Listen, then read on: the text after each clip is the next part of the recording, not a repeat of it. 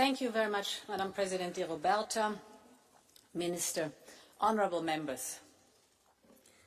It's now 70 years ago that Alcide de Gasperi said, "We don't just need peace among us, but to build a common defence, this is not to threaten or conquer, but to deter any attack from the outside driven by hatred against a united Europe.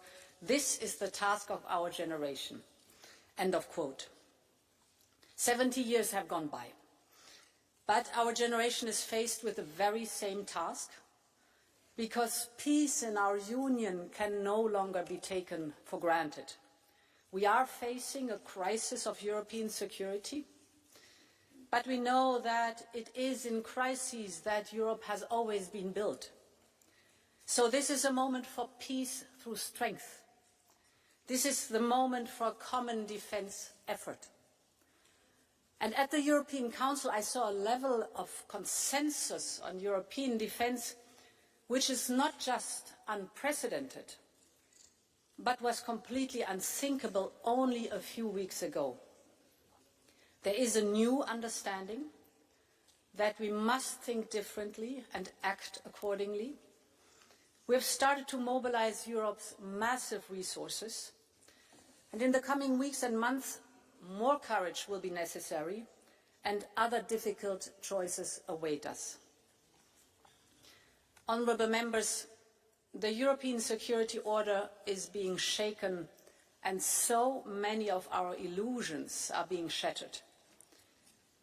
After the end of the Cold War, some believed that Russia could be integrated in Europe's economic and security architecture.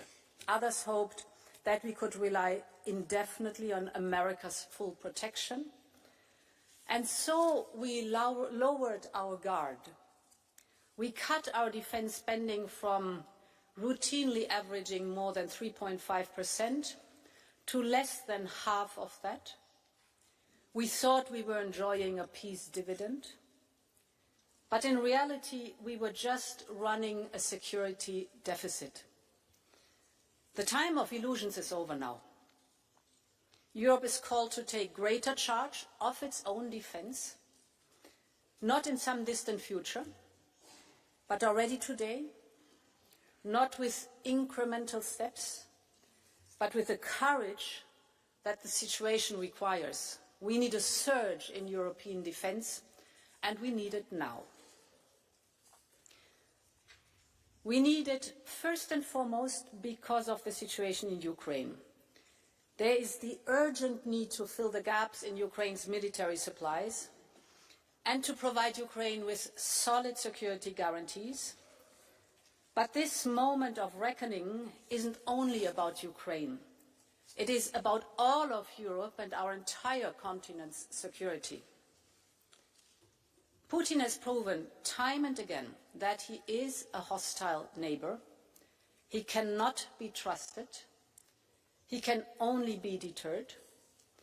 And we know that Russia's military complex is outproducing ours.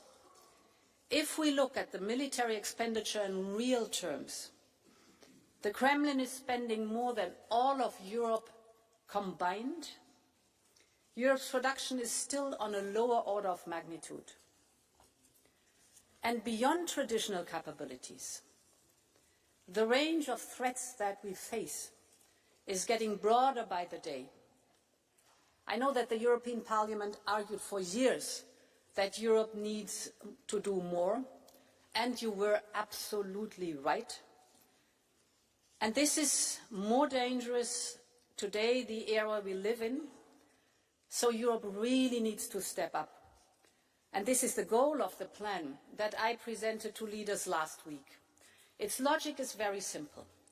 We want to pull every single financial lever we have to strengthen and fast-track our defence production. With the Rearm Europe plan, we can mobilise up to 800 billion euros. So, honourable members, let me focus on some of the main features of this plan. First, there is the so-called national escape clause. And let me start why it is crucial to mobilise national budgets.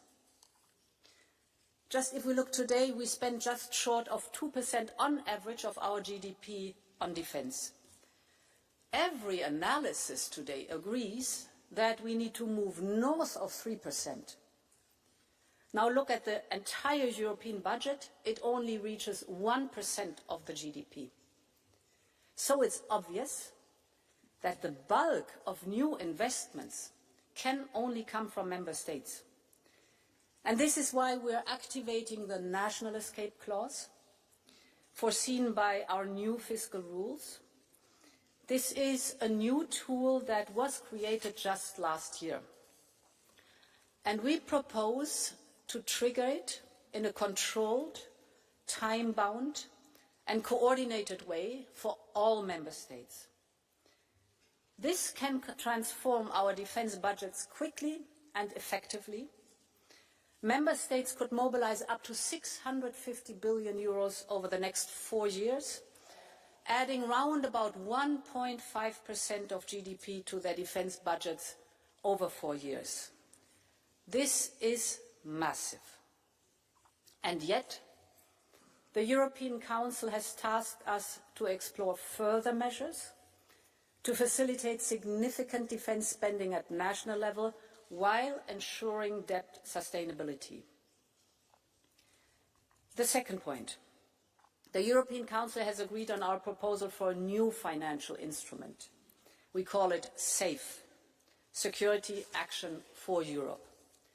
We offer member states up to 150 billion euros in loans to invest following a few basic principles. They could focus on a few selected strategic capability domains.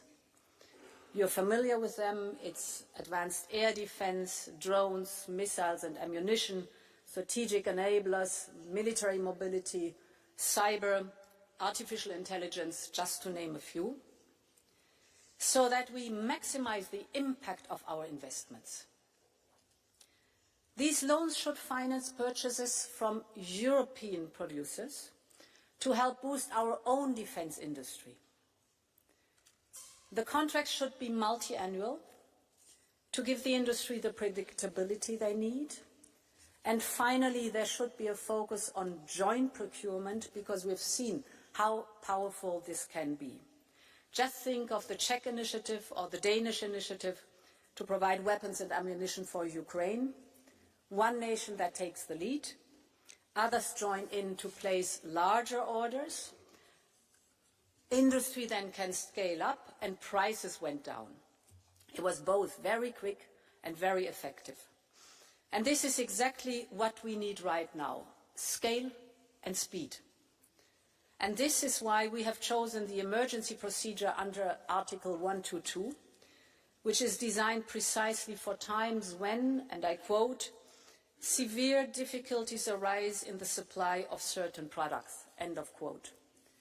In other words, the 122 allows us to raise money, to lend it to member states, for them to invest in defence, and this is the only possibility for emergency financial assistance, and that is what we need now.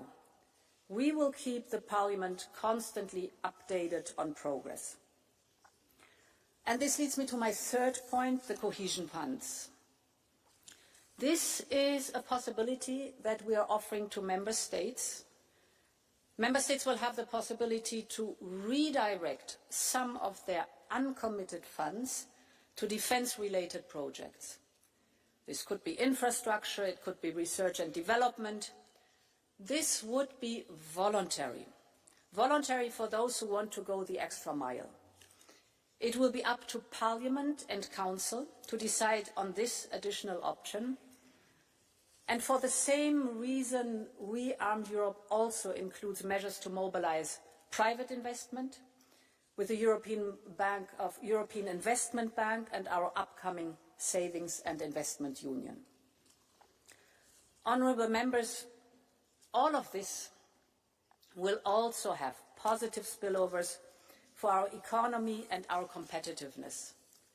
It will include new factories and production lines that will be necessary, creating good jobs right here in Europe. The investment boost will be felt well beyond the defence sector. We know these spillover effects to both sides, be it from steel to space, large transport companies, or the innovative AI startups. Together we have the size to deter any hostile country. We have the economic power. And now finally we also have the political will. We all wish we could live in more peaceful times, without any question. But I'm confident if we unleash our industrial power, we can restore deterrence against those who seek to harm us. It is a time to build a European Defence Union that ensures peace on our continent through unity and through strength. This is Europe's moment, and Europe will rise to it. Thank you very much, and long live Europe. Thank you.